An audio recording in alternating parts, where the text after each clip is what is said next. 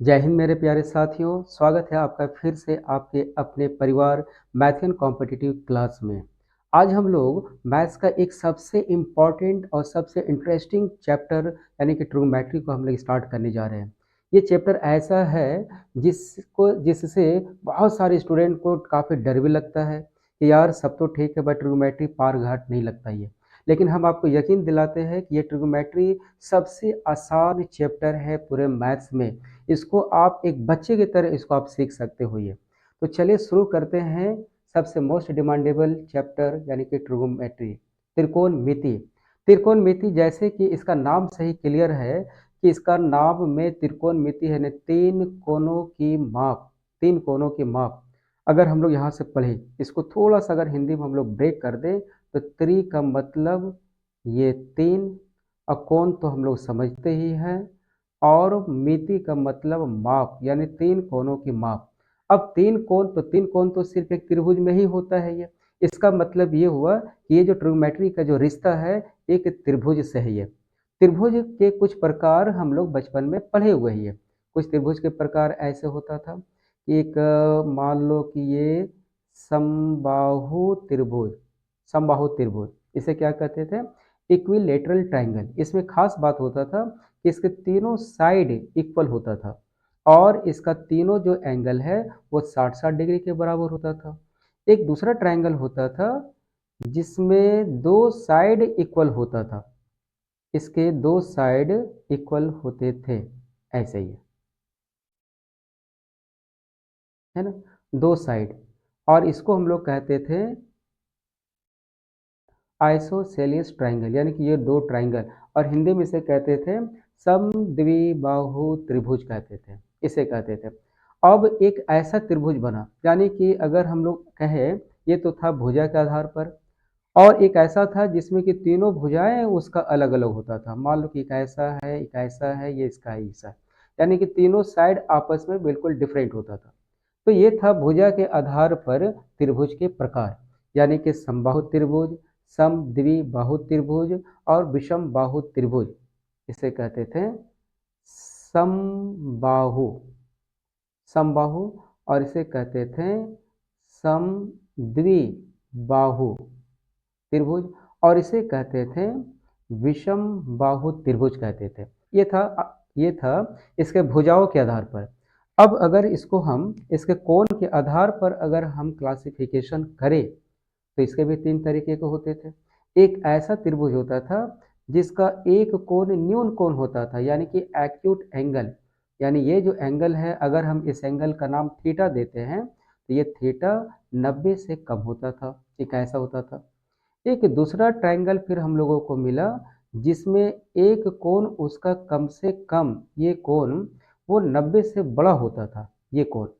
उसके बाद एक त्रिभुज और मिला जिसका एक कोण 90 डिग्री होता था। ये बड़ा काम का है ये त्रिभुज, यानी कि 90 डिग्री, और इसी का नाम रखा गया समकोण त्रिभुज नाम रखा गया। इसको कहा गया न्यून कोण त्रिभुज यानी कि एक्यूट ट्रायंगल। इसको कहते थे अधिक कोण त्रिभुज यानी कि ऑब्ट्यूज ट्रायंगल। और इसे कहते थे समकोण त्रिभुज यानी कि ऐसा त्रिभुज जिसका एक कोण 90 डिग्री का हो, वैसे त्रिभुज को कहते हैं समकोण त्रिभुज कहते हैं। तो साथियों इस त्रिकोणमिति में हम लोग इस समकोण त्रिभुज का साथ बिल्कुल नहीं छोड़ेंगे, बस इसी को पकड़ कर चलना है। सारा खेल इसी समकोण त्रिभुज में ही है ये। तो हम लोग एक सबसे प्यारा समकोण त्रिभुज को हम लोग बुलाने का कष्ट करते हैं। भाई एक समकोण त्रिभुज हाजिर हो जाइए, एक समकोण त्रिभुज। यस, ये रहा एक प्यारा सा समकोण त्रिभुज। तो समकोण त्रिभुज जिसका एक कोण 90 डिग्री का हो, यहाँ पर देखिए ये जो इसका कोण बी है, ये कोण बी ये 90 डिग्री का है ये, इसलिए ऐसे त्रिभुज को हम लोग कहेंगे समकोण त्रिभुज कहेंगे। तो समकोण त्रिभुज में इसके भुजाओं के अपने एक नाम है ये, उस नाम को हम लोग कैसे लिखते हैं ये। अगर इस 90 डिग्री को देखें तो 90 डिग्री का जो सामने वाला भुजा है इसको हम लोग कहते हैं मेरे कर्ण अर्जुन, ये है कर्ण। भाई ये तो हो गया कर्ण, जिसको हम लोग कहते हैं हाइपोटेनियस बोलते हैं, और इसको हम लोग एच से डिनोट करते हैं ये, ठीक है। अब यहाँ पर बच गया है दो एंगल, एक ये एंगल और एक ये एंगल, एंगल यानी कि कोण। अब इसके कोण के आधार पर बाकी दो शेष भुजाओं के नाम होगा। अगर हम इस कोण का एक नाम दे देते हैं थीटा, तो ठीक इसका सामने चले जाओ, सामने सामने, यानी कि ये वाला, इसको हम लोग कहेंगे लंब, कहेंगे लंब, यानी कि इसको हम लोग P कहेंगे। अब जो शेष बच गया हुआ है उसको हम लोग कहेंगे आधार, कहेंगे, यानी कि बेस, जिसको हम B से डिनोट करेंगे। तो इसका ये नहीं मतलब है कि आधार का मतलब हमेशा वो साइड ऐसा होना चाहिए, ऐसा ऐसा।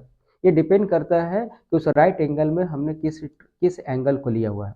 जैसे अगर इस राइट एंगल को यहाँ पर देखते हैं, इस ट्रायंगल में एक, अगर हमने इस एंगल को लिया, देखो ये तो 90 डिग्री है और 90 डिग्री का सामने वाला हाइपोटेनियस यानी कि एच फिक्स है। अगर हम इस एंगल को थीटा बोलते हैं तो ठीक इसका सामने का ये वाला साइड, ये लंब यानी कि पी होगा, और जो शेष बच गया हुआ है वो बी है, ये इसको हम लोग बी बोलते हैं ये। ठीक है, तो उम्मीद करते हैं कि अभी आपका परिचय पी, बी और एच से अच्छी तरह से हो गया। अब इसको आप कभी नहीं भूलेंगे, कभी नहीं भूलेंगे। लंब यानी कि पी, आधार यानी कि बी, और कर्ण यानी कि हाइपोटेनियस, जिसको हम लोग एच से डिनोट करेंगे। अब इस तीनों के बीच में एक रिलेशन है, और ये रिश्ता क्या कहलाता है? ये रिश्ता कहलाता है पाइथागोरियन थ्योरम कहलाता है ये। इसी को हम लोग कहते हैं पाइथागोरस थ्योरम भी कहते हैं। तो पाइथागोरस थ्योरम क्या था? पाइथागोरस थ्योरम हिंदी में ही लिख देते हैं, पाइथागोरस थ्योरम यानी कि प्रमेय, जिसको हम लोग कहते हैं ना, थ्योरम यानी कि प्रमेय। ये क्या था? इसने बताया कि कर्ण का स्क्वायर अगर कर दे तो ये लंब का स्क्वायर और आधार के स्क्वायर के सम के बराबर होगा। यही है पाइथागोरस प्रमेय, है ये पाइथागोरस प्रमेय। अब अगर यहीं से हमको पी स्क्वायर का वैल्यू निकालना है तो बी स्क्वायर को हम उस तरफ ले जाएंगे, यानी कि H square minus B square. अगर इसी से हमको बी स्क्वायर का वैल्यू फाइंड करना है तो इस पी स्क्वायर को इस तरफ लेकर के आएंगे, तो ये होगा H square minus P square. अब ये जो तीन रिलेशन है, ये रिलेशन तो है तो एक ही, एक ये वाला, एक ये वाला और एक ये वाला। पूरे ट्रिग्नोमेट्री में हम लोग इसका यूज़ करने वाले हैं, इसलिए इसको आपको बहुत बेहतरीन तरीके से संजो करके अपने दिमाग में एक जगह देनी है ये।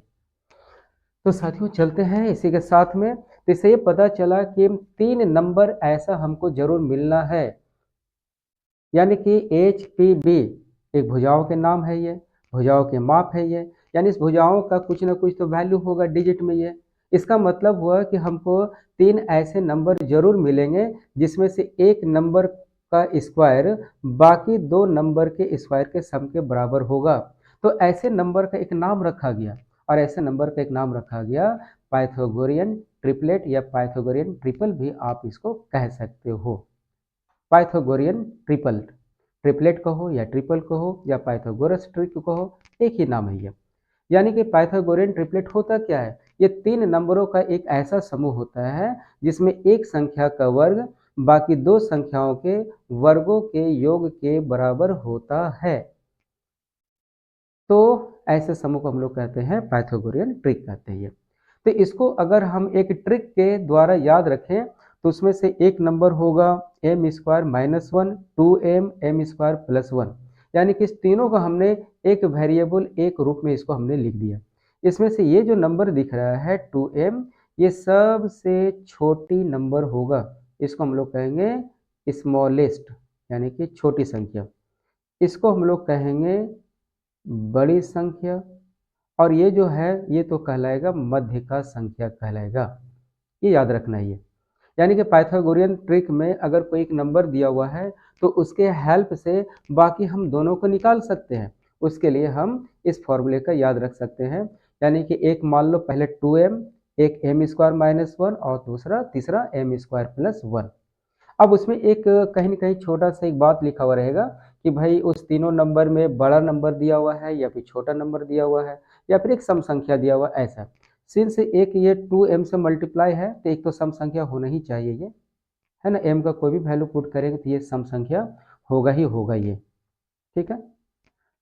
तो इसको हम लोग आगे समझते हैं और इसको एक टेबल के द्वारा हम लोग समझने की कोशिश करते हैं कि ऐसा कौन कौन सा नंबर ये हो सकता है। ये पहला एक नंबर का सेट मिला 3 4 5। 3 4 5 में 3 4 5 में अगर हम 5 का स्क्वायर कर दें तो 5 का स्क्वायर 25, बाकी 3 और 4 है तो 3 का स्क्वायर जोड़ 4 का स्क्वायर, 3 का स्क्वायर 9 4 का 16, तो 16 9 25, देख लो ये दोनों इक्वल हो गया। इसलिए हम यहाँ पर 3 4 और 5 को पाइथागोरियन ट्रिपलेट या पाइथागोरियन ट्रिपल कहेंगे। अब इसी का हेल्प से अगर हम लोग चाहें तो और भी हम लोग बना सकते हैं, यानी कि अगर इसको हम मल्टीप्लाई कर दे 2 से तो इसके बाद हम लोग आगे के नंबर भी हम लोग फाइंड कर सकते हैं ये, ठीक है। हाँ, अगर इसको हम लोग 2 से मल्टीप्लाई कर दे सारे को, तो 2 से मल्टीप्लाई कर दे तो 3 गुना 2 6, 4 दूनी 8 और 5 दूनी 10।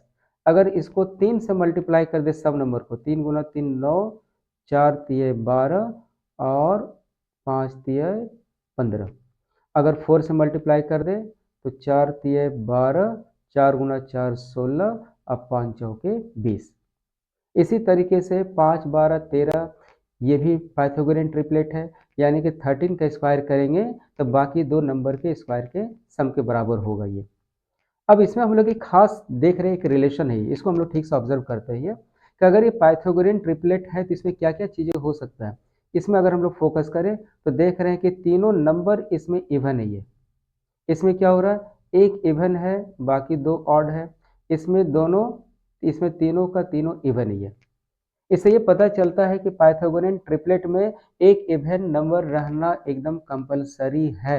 एक तो कम से कम रहेगा ही, एक से ज़्यादा भी हो सकता है ये। तो ऑड नंबर हो भी सकता है, नहीं भी हो सकता है, ये जरूरी नहीं है ये। अगर ऑड है तो दो से ज़्यादा ऑड नहीं हो सकता है, और इवन एक भी हो सकता है या फिर तीनों का तीनों हो सकता है ये। ठीक उसी तरीके से इस पार्ट को भी हम लोग 2 से मल्टीप्लाई करके, 3 से, 4 से, 5 से, चाहे जितना भी नंबर से मल्टीप्लाई करें, हर बार मल्टीप्लाई करते जाएंगे तो अलग अलग हमको पाइथागोरियन ट्रिपलेट का एक समूह मिलता जाएगा। एक खास बात और है, देखो ये जितना सारा नंबर है, ये वाला सारा जितना है, इसमें कुछ भी कॉमन नहीं है। 3 4 5 में कुछ कॉमन नहीं है, इसमें 5 12 13 में कुछ कॉमन नहीं है, इसमें 7 24 25 में कुछ कॉमन नहीं है, यहाँ पर 9 40 41 में कॉमन नहीं है, इसमें 11 60 और 61 में भी कुछ कॉमन नहीं है। यानी कि लेकिन अगर हम इसको देखें तो इसमें 6 8 10 में 2 कॉमन है, इसमें 3 कॉमन है, इसमें 4 कॉमन है ये। इसका मतलब ये हुआ कि ये जो ट्रिपलेट है ये दो तरीके का हो सकता है ये। एक ऐसा समूह होगा जिसमें हर संख्याओं में कुछ ना कुछ एक कॉमन मिलेगा, और एक दूसरा समूह होगा जिसमें कुछ भी कॉमन नहीं मिलेगा। फिर से, एक है ऐसा जिसमें कुछ कॉमन मिलना है, और एक ऐसा है जिसमें कुछ भी कॉमन नहीं मिलना है। तो ऐसा संख्या जिसमें कुछ भी कॉमन नहीं मिलता है उसका एक नाम दिया गया, और उसे कहते हैं प्रिमिटिव पाइथागोरियन ट्रिपल्स, इसको कहते हैं ये। यानी कि इसके आधार पर, यानी कॉमन मिलना और कॉमन नहीं मिलना, कॉमन मिलता है यानी कि डिवाइजर है, कॉमन नहीं मिलता है यानी कि डिवाइजर नहीं है। तो अगर उसमें कुछ भी कॉमन नहीं मिलता है तो इस टाइप के पाइथागोरियन ट्रिपलेट का नाम रखा गया प्रिमिटिव पाइथागोरियन ट्रिपलेट, नाम इसका रखा गया, है ना। जैसे 3 4 5।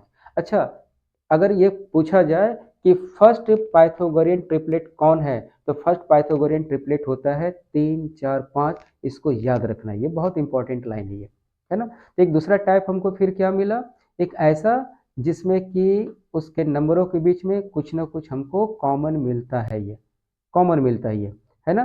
जैसे कि 6 8 10 के बीच में हम यहाँ से 2 को कॉमन ले सकते हैं, इसमें 9 12 15 में 3 को कॉमन ले सकते हैं ये, ठीक है ना। तो इस टाइप का जो ट्रिपलेट हमको मिला उसका एक नाम रखा गया नॉन प्रिमिटिव पाइथागोरियन ट्रिपलेट। तो इस तरीके से पाइथागोरियन ट्रिपलेट के दो बिरादरी हो गया, एक प्रिमिटिव पाइथागोरियन ट्रिपलेट और दूसरा नॉन प्रिमिटिव पाइथागोरियन ट्रिपलेट। चलिए अभी तक जितना कॉन्सेप्ट हम लोगों ने सीखा है उस कॉन्सेप्ट के आधार पर एक दो प्रॉब्लम को हम लोग सॉल्व करते हैं। इसको हम लोग सॉल्व करते हैं। ये कह रहा है कि एक राइट एंगल ट्राइंगल है, ये एक समकोण त्रिभुज। तो हम लोग एक समकोण त्रिभुज बना ले। अभी हम लोगों ने सीखा ये, तो ये हो गया एक समकोण त्रिभुज जिसमें जिसमें ये जो कोण बी है वो 90 है, तो इसका नाम हम बी कर देते हैं, इसका नाम ए, और जो बच गया उसका नाम सी कर देते हैं। ये 90 डिग्री। इसमें ए बी का वैल्यू 12 है, ये ए बी है 12, बी सी है 5, तो कहता है कि ए सी का वैल्यू निकालिए। तो 90 का जो सामने वाला है इसको हम लोग क्या बोलते थे, एच। ठीक है, अब यहाँ पर कोई एंगल नहीं दिया हुआ है, इसलिए अब हमारा मर्जी है कि हम किसको पी मानते हैं किसको बी मानते हैं, इससे कोई फर्क नहीं पड़ता है ना। तो चलो सुविधा के लिए हम इसे पी कह देते हैं और इसको हम बी कह देते हैं और एच फाइंड करना है। तो इस तीनों के बीच में एक रिलेशन अभी हम लोगों ने देखा है कि एच स्क्वायर बराबर P square plus B square. ठीक है, तो P का मतलब ये 12 का स्क्वायर, B का मतलब 5 का स्क्वायर, 12 का स्क्वायर 144, अब 5 का स्क्वायर 225, ये कितना होगा 169, एच स्क्वायर बराबर, है ना। तो H बराबर अंडर रूट 169 यानी कि 13। तो इसका करेक्ट आंसर होगा 13। बिल्कुल बच्चे की तरह इसको आप सीख सकते हो, ये काफ़ी आसान है। ये एक क्वेश्चन को हम लोग और देखते हैं कि एक पाइथागोरस ट्रिक फाइंड करना है जिसमें सबसे छोटी संख्या, और अभी हम लोग देखे थे कि जो तीन नंबर हम लोगों ने देखा है कि एम स्क्वायर -1, 2m और एम स्क्वायर +1, इसमें से इसी को हम लोग कहते हैं सबसे छोटी संख्या बोलते हैं। इसका मतलब ये हुआ कि एम स्क्वायर -1 का वैल्यू 8 है, तो एम स्क्वायर बराबर 8 -1 को इस तरफ लेकर के आ जाए तो 9, या तो एम बराबर अंडर रूट 9 और 9 का वर्गमूल 3। तो बाकी दो संख्या क्या होगा, यानी कि हमको फाइंड करना है 2m, 2m का वैल्यू 3 यानी कि 6, और एक बार इसमें पुट कर देते हैं तो 3 का स्क्वायर +1 यानी 3 का स्क्वायर 9 और 1 10। तो इस तरीके से तीन पाइथागोरियन ट्रिक्स मिल गया, ट्रिपल्स मिल गया, जिसमें से एक तो दिया हुआ था ही 8। ठीक है, एक जो और मिला हुआ है वो है 6 और एक है 10, ये 3 मिल गया। ठीक है, यहाँ पर एक क्वेश्चन, एक बात और भी, इसको हम लोग एक दूसरे तरीके से भी इसको हम लोग सॉल्व कर सकते थे, है ना। देखो कभी कभी ये वाला भी कभी कभी छोटा दिखता ही है और कभी ये वाला छोटा दिखता ही है। ठीक है ना, जब डिफरेंट डिफरेंट हम लोग क्वेश्चन बनाएंगे तो यहाँ पर दिखेगा। तो हो सकता है कि हम इसी को अगर मान लेते हैं तो क्या सॉल्व नहीं हो सकता था क्या, बिल्कुल सॉल्व हो सकता था। यानी कि अगर हम मान लो कि 2m के बदले में ही अगर हम 8 कर देते तब m का वैल्यू कितना होगा 4। अब 4 को अगर इसमें पुट कर दें तो 4 का स्क्वायर 16, 16 में से एक घटाओगे तो 15, और अगर यहाँ पर पुट कर दे तो 4 का स्क्वायर 16 और एक 17, यानी कि इस हिसाब से देख लो, एक बनता है 8, दूसरा 15 और तीसरा ये 17। ये भी पाइथागोरियन ट्रिक बन जाता है। ठीक है ना, करके देख लो। 8 का स्क्वायर यानी कि 64, 15 का 225, 5 4 9 6 2 8 2, और 17 का स्क्वायर करोगे तो यही मिलेगा। ठीक है, तो उम्मीद करते हैं कि आज का इस छोटा सा क्लास जो आपके लिए काफ़ी ज़बरदस्त क्लास रहा होगा, और त्रिकोणमिति की शुरुआत हम लोग यहीं से करते हैं। और आज हम लोग पाइथागोरस थ्योरम क्या होता है, पाइथागोरियन ट्रिपल क्या होता है, इसको हम लोगों ने सीखा और इसको हम लोग इस्तेमाल कैसे करते हैं। यकीन कीजिए इस पर बेस्ड भी क्वेश्चन कभी कभी एग्जाम में पूछे जाते हैं, इसलिए पाइथागोरियन ट्रिपलेट से रिलेटेड क्वेश्चन जहाँ भी मिले उसको ज़रूर सॉल्व करना है। तो साथियों इसी तरीके से वीडियो को देखते रहिए। अगले क्लास में हम लोग त्रिकोणमिति के अगले स्टेप को लेकर के हम लोग आएंगे और एक नए टॉपिक को हम लोग सीखेंगे।